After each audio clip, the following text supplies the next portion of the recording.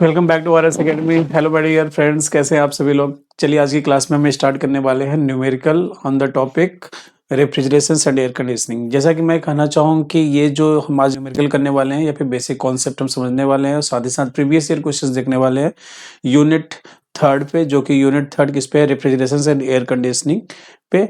और last year इस पे एक क्वेश्चंस पूछा भी गया है जो कि बहुत इंपॉर्टेंट है और मैक्सिमम स्टूडेंट को इसमें डाउट्स होते हैं, कंफ्यूजन होते हैं, कैसे करें क्या करें। तो ये सब बातें, तो सबसे पहले मैं आपको क्वेश्चंस दिखाता हूँ। क्वेश्चंस है क्या, क्वेश्चंस लास्ट ईयर जो पूछा गया था वो ये क्वेश्चंस है, व्हाट इज रेफ्रिजरेशन इफेक्ट। ये तो थ्योरेटिकल कॉन्सेप्ट है, सभी ने कर लिया था। फिर इन्होंने पूछा 1.5 kilowatt per ton of refrigeration is required to maintain the temperature of -40 degree celsius in the refrigerator. If the refrigeration cycle works on Carnot cycle, determine the following: first, COP of the cycle, temperature of the sink; third, heat rejections to the sink per ton of refrigerations, heat rejected to the sink per ton of refrigeration. Next है heat supplied and COP if cycle is used as a heat pump. ठीक है, तो ये सब बातें इन्होंने पूछा था लास्ट ईयर में। तो आज की क्लास में हम लोग ये प्रॉब्लम सॉल्व करने वाले हैं। ये प्रॉब्लम सॉल्व करने से पहले हमें कुछ बेसिक्स सीखना पड़ेगा। तो चलिए कुछ बेसिक्स की बातें मैं करता हूँ।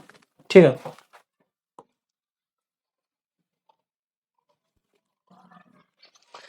देखिए रेफ्रिजरेटर और हीट पंप की बात करूं मैं, रेफ्रिजरेटर और हीट पंप, तो दो के दोनों जो हैं कैसे डिवाइस हैं, सेम डिवाइस है। दोनों डिवाइस कैसे है, सेम डिवाइस है। रेफ्रिजरेटर और हीट पंप में दोनों की यदि मैं बात करूं ना, तो दोनों में हीट फ्लो होता है लो टेम्परेचर से हायर टेम्परेचर की तरफ, और दोनों ही वर्क इनपुट लेते हैं या फिर दोनों में पावर देने की जरूरत होती है। ये पावर प्रोड्यूस नहीं करते हैं जबकि ये पावर को कंज्यूम करते हैं। तो यदि मैं इसमें सिमिलरिटी की बात करूं तो सिमिलरिटी ये है कि दोनों क्लॉसियस के स्टेटमेंट पे काम करते हैं। दूसरी बात बोलूं तो दोनों में हीट फ्लो हो रहा है lower temperature to higher temperature, और दोनों में वर्क इनपुट दिया जा रहा है। तो ये इसमें क्या है, सिमिलरिटी है। ठीक है, तो ये हमारे पास एक रेफ्रिजरेटर हो गया। दूसरा इधर मैं बात करूं, ये क्या हो गया, हीट पंप हो गया। एक रेफ्रिजरेटर है, दूसरा क्या है, हीट पंप है। अब रेफ्रिजरेटर हीट पंप की हम बातें करने जा रहे हैं, तो यहाँ पे हम लोग देखने वाले हैं कि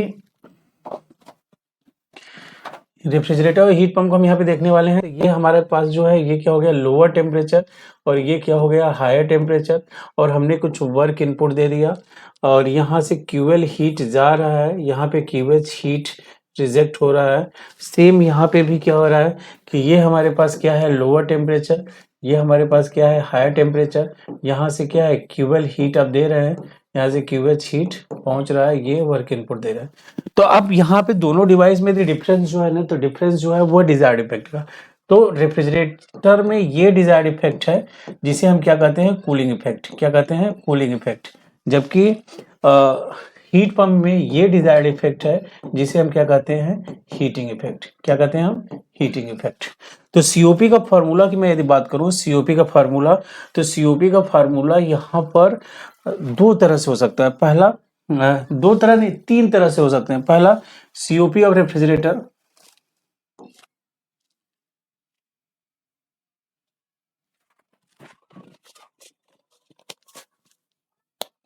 ठीक है। तो यहाँ पे मैं सीओपी ऑफ रेफ्रिजरेटर की बात करूँ तो सीओपी ऑफ रेफ्रिजरेटर, पहला जो तरीका है फार्मूला का, ये क्या हो जाएगा, desired effect upon net work input. आपने वर्क इनपुट क्या दिया है, तो डिजायर्ड इफेक्ट यहाँ पे क्या है, डिजायर्ड इफेक्ट यहाँ पे क्यूएल है, और वर्क इनपुट क्या है, डब्ल्यू वर्क दे रहा है।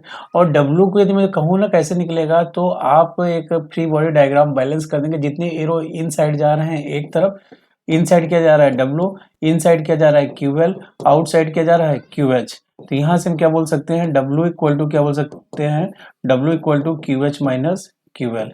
तो यहाँ पे ये फार्मूला क्या हो गया, क्यू एल, और W की जगह हमने क्या लिख दिया, Q H minus Q L. क्या लिख दिया, Q H minus Q L. एक तो फार्मूला हमारे पास ये हो गया, पहला फार्मूला हमारे पास ये, और मैंने ये कॉन्सेप्ट में आप लोगों को पढ़ा रखा है, और यहाँ पे आपको किसी को कोई डाउट नहीं है।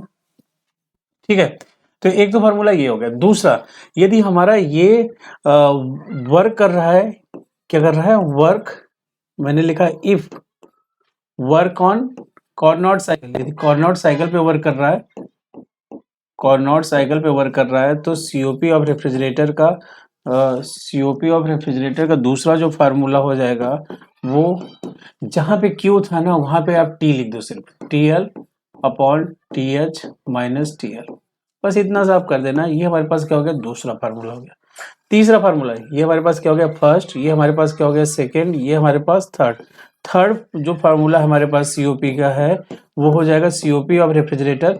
एक्चुअली में ये न्यूमेरिकल जो सॉल्व होते हैं ना, ये दो तरह से सॉल्व होते हैं। एक केस में तो क्या है, अमाउंट ऑफ हीट, ये कब है, जब हम क्या देख रहे हैं, when amount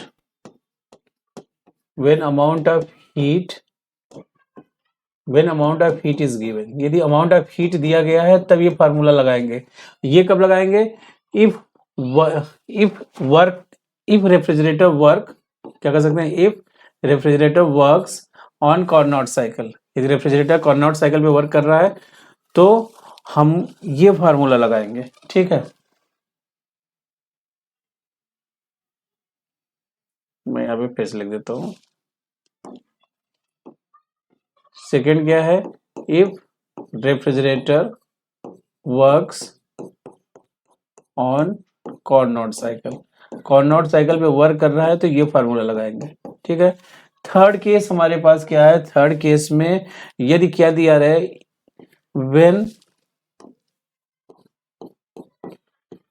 when heat transfer rate is given, या फिर कह सकते हैं और पावर इज गिवन, एक्चुअली में है क्या, कभी कभी क्या होता है कि हमारा ये जो फार्मूला है ना, ये यहाँ पे पहले वाले केस में क्या हो सकता है कि अमाउंट ऑफ हीट दिया गया हो, क्या दिया गया हो, अमाउंट ऑफ हीट। तो अमाउंट ऑफ हीट का केस मैं आपको दिखाता हूँ। जैसे ये वाला जो केस था अमाउंट ऑफ हीट का था। अब यदि हमारे पास क्या इसमें यूनिट ये दी गई होगी ना इसकी क्यूएल की, तो ये क्यूएल की यूनिट दिया जाएगा किलो जूल में, क्यूएच की भी यूनिट किसमें दिया जाएगा किलो जूल में, वर्क का भी यूनिट किलो जूल या फिर जूल, टाइम कहीं से नहीं दिखेगा।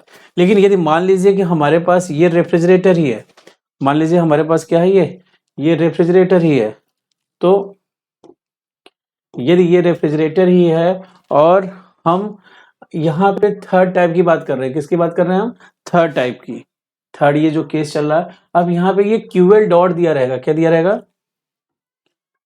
यहाँ पे क्या दिया रहेगा, ये क्यूएल डॉट का मतलब है ये किलो जूल पर सेकेंड में हो सकता है, या फिर किलो जूल पर मिनट में हो सकता है, या फिर किलो जूल पर आवर में हो सकता है, ऐसा कुछ दिया जा सकता है। यहाँ पे क्यूएच, ये जो QH है ना, ये QL डॉट हो गया, ये QH डॉट, इसकी भी यूनिट की बात करें तो यूनिट क्या हो सकता है, किलो जूल पर सेकेंड, किलो जूल पर मिनट और किलो जूल पर आवर। ठीक, कुछ इस तरह से। तीसरा केस हमारा ये है, तो इस केस में हमारा जो COP, अब ये जो W डॉट को ही हम क्या कहते हैं ना, ये जो W डॉट हमारे पास है, W डॉट को ही हम क्या कहते हैं, पावर, और the rate of doing work known as power, कार्य करने की दर को ही हम शक्ति कहते हैं। तो अब हमारे पास जो फार्मूला हो जाएगा ना COP ऑफ रेफ्रिजरेटर का, वो कुछ इस तरह से हो जाएगा कि COP of refrigerator equal to QL dot upon power P, या फिर हम कह सकते हैं QL dot upon QH dot minus QL dot. Similarly हम हीट पंप के लिए भी लिख सकते हैं, हीट पंप के लिए भी एज इट इज लिख सकते हैं। ये तीन केस सिर्फ बनते हैं COP के, रेफ्रिजरेटर के लिए भी और हीट पंप के लिए। अब यदि हीट पंप है तो हीट पंप के केस में क्या करेंगे हम, अब देखिए यदि हीट पंप हो जाए तो क्या करेंगे हम, तो सिंपल सा मैं कुछ करेक्शंस करता हूं, बाकी सब कुछ वही।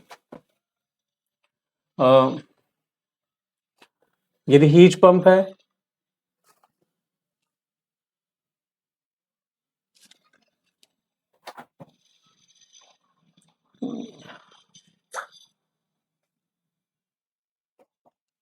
ठीक है, अब यदि मैंने मान लिया कि ये क्या था, ये क्या हो गया हमारे लिए, हीट पंप हो गया, क्या हो गया, हीट पंप हो गया, हीट पंप। तो हीट पंप के केस में क्या हो जाएगा, COP ऑफ हीट पंप। तो हीट पंप के केस में डिजायर्ड इफेक्ट जो होता है वो हमारा क्या हो जाएगा, हीटिंग इफेक्ट हो जाएगा। तो हीटिंग इफेक्ट क्या है, QH है, तो ये QH हो जाएगा, ये क्या हो जाएगा QH हो जाएगा, W अभी भी यही आएगा क्योंकि दोनों में हीट फ्लो होने का सेम है। तो ये डिवाइस हम इसको क्या बोलेंगे, हीट पंप। तो ये डिजायर्ड इफेक्ट जो है यहाँ पे ये नहीं होगा, डिजायर्ड इफेक्ट अब जो है वो क्या हो जाएगा, डिजायर्ड इफेक्ट जो है ये QL इसकी यूनिट, अब ये QL जो है ना यही क्या हो जाएगा हमारा डिजायर्ड इफेक्ट हो जाएगा, जो किसको हम क्या कहते हैं, हीटिंग इफेक्ट। यहाँ पे यूनिट सब क्या है, किलो जूल में दिया गया है। अब यहाँ पे यदि मैं बात करूँ तो ये रेफ्रिजरेटर की जगह क्या हो जाएगा, रेफ्रिजरेटर की जगह ये हो जाएगा हीट पंप। और यदि हीट पंप कॉर्नॉट साइकिल पे वर्क कर रहा है तो COP ऑफ हीट पंप जो होगा ना वो क्या हो जाएगा, TH upon TH minus TL। When heat transfer rate is given या पावर गिवन दिया गया, पावर दिया गया है, तो हमारे पास ये जो हीट पंप है ना, इस हीट पंप का जो COP होगा ना, COP ऑफ हीट पंप वो क्या हो जाएगा, QH डॉट अपॉन P, और ये QH डॉट अपॉन P।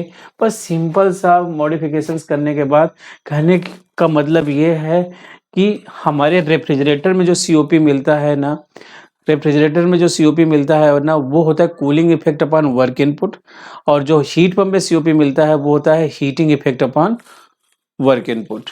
तो सिर्फ डिजायर्ड इफेक्ट चेंज होता है, बाकी पूरा का पूरा डिवाइस वही होता है। तो ये हमारे पास कुछ सिंपल सी बातें थी, इन्हीं के बिहाफ पे हम क्या कर सकते हैं, ये तीन फार्मूला हमारे पास ये हो गए।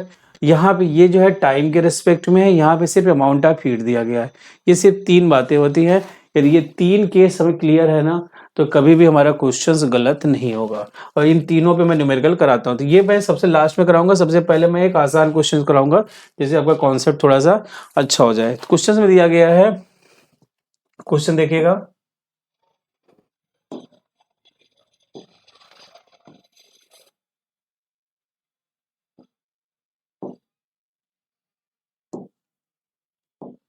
क्वेश्चन सबसे पहले क्वेश्चन सॉल्व करने का मैं आपको एक तरीका बताता हूं जो कि बहुत ही आसान है।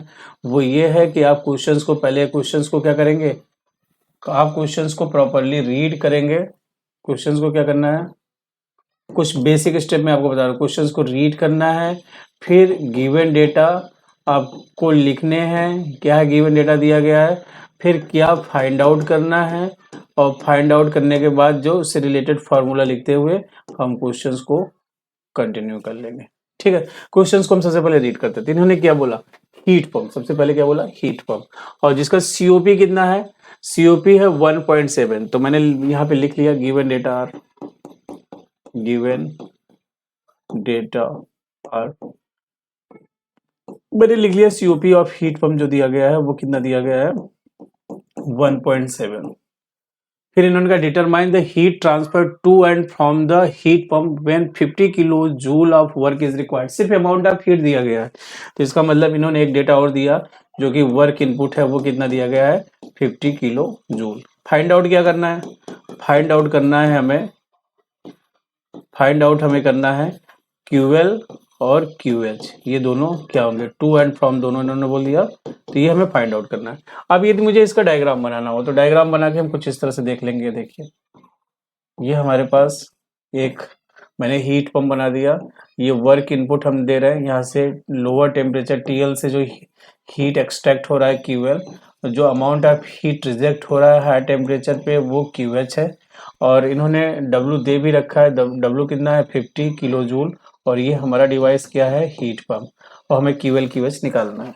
ठीक है, तो ये हमारे पास कुछ इस तरह से क्वेश्चंस था। तो अब हम क्या करने वाले हैं, हम सीधा लिखने वाले हैं COP का फार्मूला। तो COP ऑफ हीट पंप हम जानते हैं, जो हमें मालूम है वो क्या होता है, desired effect, desired effect upon net work input. Desired effect heat pump के केस में QH होता है, वर्क इनपुट जो होता है तो वो यहाँ पे दिया ही गया है, तो उसको हम डिटेल में लिखने की जरूरत नहीं है, W ही लिख देते हैं। तो QH हमें नहीं मालूम है तो मैंने QH को एज इट इज लिख दिया, और या फिर अगले स्टेप में मैं लिख देता हूँ COP ऑफ हीट पंप कितना है, यहां से देखिए 1.7 QH, और वर्क इनपुट कितना हो गया 50। तो यहां से हमारे पास QH इक्वल टू कितना आ गया, QH इक्वल टू हमारे पास आ गया 85 किलो जूल। पहला तो हमारे पास फाइंड आउट हो गया। अब हम FBD से फ्री बॉडी डायग्राम जितने इन साइड जा रहे हैं एक तरफ, आउटसाइड जा रहे हैं दूसरी तरफ, इस सर्कल के इन साइड जो एरो जा रहा है उनको एक तरफ लिख लीजिए, जो आउटसाइड जा रहा है वो दूसरी तरफ। तो मैंने लिखा W plus QL equal to QH। तो यहाँ से मैंने देखा W की कितनी वैल्यू है, W की वैल्यू है 50, QL हमें निकालना ही है, QH कितना है 85, 85 से 50 माइनस हो जाएगा तो हमारे पास QL जो आ गया यहाँ पे वो कितना आ गया 35 किलो जूल। ये देखिए कितना आसान है। यहाँ पे ये जो है फर्स्ट टाइप का था, इसमें क्या दिया गया था, इसमें दिया गया था सिर्फ अमाउंट ऑफ हीट और हमने आसानी से निकाल लिया, QH भी निकाल लिया और QL भी निकाल लिया। ठीक है, नेक्स्ट टाइप हम देखते हैं। नेक्स्ट टाइप जो है ये थर्ड टाइप का है जिसमें हम यूज करने वाले हैं रेट ऑफ हीट ट्रांसफर का। तो इस क्वेश्चंस को हम लोग कंटिन्यू करते हैं। तो देखिए ये क्वेश्चंस, ठीक है। तो सबसे पहले क्वेश्चन रीड करते हैं। तो इन्होंने कहा the food compartment of refrigerator, क्या है ये, सबसे पहले हमें डिसाइड करना है रेफ्रिजरेटर है या हीट पंप। रेफ्रिजरेटर है, is maintained eight 4 degree Celsius, कितने में मेंटेन है 4 डिग्री सेल्सियस पर। तो हम गिवन डेटा भी लिखना शुरू कर देते हैं। मैंने यहाँ लिखा सॉल्यूशंस, गिवन डेटा मैंने लिखा, गिवन डेटा आर ये जो लोअर टेम्परेचर है TL ये कितना है 4 डिग्री सेल्सियस और इसे मैं केल्विन में कन्वर्ट करूंगा तो क्या हो जाएगा 273 प्लस 4 इक्वल टू 277 केल्विन। ठीक है, मैंने इसे कन्वर्ट कर लिया, ये इतना केल्विन के बराबर भी होगा। ठीक है, इन्होंने कहा removing heat from it at a rate of 360 kilo joule पर मिनट। तो ये QL डॉट दिया गया है, QL डॉट कितना दिया गया है 360 किलो जूल पर मिनट। फिर इन्होंने कहा if the required power input to the refrigerator is 2 kilowatt. इन्होंने पावर एक्चुअली होता क्या W डॉट ही होता है और ये कितना दिया गया है 2 किलोवाट। 2 किलोवाट का मतलब होता है 2 किलो जूल पर सेकेंड। ठीक है, फिर इन्होंने कहा determine the COP of refrigerator. फिर इन्होंने कहा COP ऑफ रेफ्रिजरेटर क्या होगा आप बताइए फर्स्ट। ठीक है, दूसरा इन्होंने कहा the rate of heat rejections from the room. तो ये जो है QH डॉट को ये पूछ रहे हैं। तो ये दो चीजें हमसे पूछी जा रही है। अब देखिए हमारे पास यहाँ पे मैं ये डायग्राम बनाऊं तो ये डायग्राम कुछ इस तरह से बन जाएगा।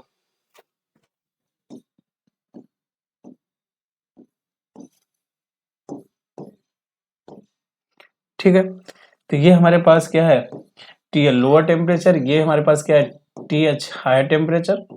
ठीक है, TL lower temperature, TH higher temperature और इस डिवाइस को मैंने क्या नाम दे दिया, ये जो डिवाइस है इस डिवाइस को मैंने नाम दे दिया रेफ्रिजरेटर। और यहाँ से वर्क इनपुट आप दे रहे हैं, पावर दे रहे हैं जो कि क्या है W डॉट के बराबर है और यहाँ पे हीट इनपुट क्या दे रहा है QL डॉट दे रहा है और यहाँ पे हीट जो रिजेक्ट हो रहा है QH डॉट। तो QL डॉट अब यहाँ पे ध्यान देना है, QL डॉट ये जो किलो जूल पर मिनट में है ये किलो जूल पर सेकंड में, तो हमें सेम यूनिट में कन्वर्ट करना पड़ेगा। यार इसे किलो जूल पर मिनट में कर लीजिए या इसको किलो जूल पर सेकंड, तो मैं इसको किलो जूल पर सेकंड में ही कर लेता हूँ। 360 kilo joule 1 minute equal to क्या है 60 सेकेंड। तो ये हमारे पास कैंसिल आउट हो जाएगा, तो ये कितना हो गया 6 किलो जूल पर सेकेंड जिसे हम 6 किलो वाट भी कहते हैं। तो हमारे पास QL डॉट भी आ गया, पावर भी आ गया। तो बहुत आसानी से मैंने यहाँ पे लिख दिया पावर इक्वल टू कितना दिया गया है 2 kilowatt, QL dot equal to कितना है हमारे पास 6 किलोवाट। तो हमारे पास जो COP ऑफ रेफ्रिजरेटर है, COP ऑफ रेफ्रिजरेटर क्या हो जाएगा हमारे पास QL dot upon W dot को हम क्या बोलते हैं पावर, मतलब वही फॉर्मूला है, डॉट डॉट लगा दे रहे हैं, टाइम के रेस्पेक्ट में देख रहे हैं। तो QL डॉट हमारे पास 6 है, W डॉट कितना है 2 है, तो COP ऑफ रेफ्रिजरेटर हमारे पास जो यहाँ पे आ गया वो कितना हो गया 3। कितना हो गया 3, तो इसे हमने बोल दिया 3। अब ये हमारे पास फर्स्ट फाइंड आउट हो गया। दूसरे में हमें क्या करना है, दूसरे में हमें करना है कि हम इनको बैलेंस करेंगे। क्या करेंगे, इनको हम बैलेंस करेंगे। जितना इन साइड जा रहा है इस सर्कल के वो एक तरफ, आउटसाइड जा रहा है तो दूसरी तरफ। तो मैंने लिखा W dot plus QL dot equal to QH dot. ठीक है, तो W डॉट की जो वैल्यू है वो कितनी है 2 किलोवाट 2 और QL डॉट की वैल्यू कितनी है 6, तो QH डॉट कितना आ गया हमारे पास 8। तो ये हो गया 8 किलोवाट जो कि किसके बराबर है QH डॉट के बराबर है। और यहीं पे हमारा ये क्वेश्चंस क्या हो गया कंप्लीट हो गया। तो आपने देखा कि हम लोगों ने 2 टाइप के क्वेश्चंस यहाँ पे देख लिए। बहुत आसान आता है। यहाँ पे बस ये ध्यान देना यूनिट का। यदि ये यूनिट सिर्फ किलो जूल होता तो डॉट नहीं लगाते। किलो जूल पर मिनट है इसलिए डॉट लगा रहे हैं। टाइम की रिस्पेक्ट में यदि हीट दिया गया है तो वहां पे डॉट लगाना जरूरी है। जैसे आप मास फ्लो रेट को एम डॉट लगाते हैं। तो ठीक है, तो ये वीडियो बड़ी न हो जाए इसलिए यहीं पे ये वीडियो हम कंप्लीट करते हैं। अगले वीडियो में सिर्फ एक क्वेश्चंस करेंगे रेफ्रिजरेशंस का, और वो भी जो हमारे AKTU में पूछा गया लास्ट ईयर। Thank you.